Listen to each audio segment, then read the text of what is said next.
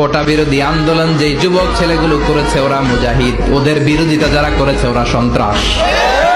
নিরাপদ সড়ক চাই আন্দোলন যে ছেলেগুলো করেছে এক একটা মুজাহিদের বাচ্চা, ওদের বিরোধিতা যারা করেছে এক একটা কুখ্যাত সন্ত্রাস। ওই যুবকদেরকে কিয়ামতের ময়দানে আরশের নিচে ছায়া দিবে কে? কোন যুগে আসলাম রে ভাই? আমরা কোন যুগে আসলাম?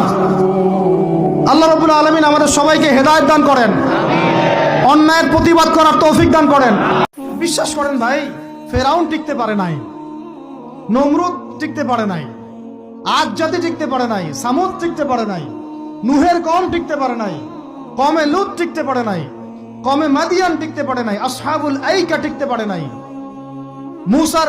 মুসার কওম বনু ইসরাইল টিকতে পারে নাই। আমরা কোন ক্ষেত কি মূলা? আমরা কোত্থেকে আসলাম? আমরা এগুলো চালায় যাবার আল্লাহ পাক আমাদেরকে একদম জান্নাতুল ফেরদৌস দিবেন এমনটা মনে করছেন?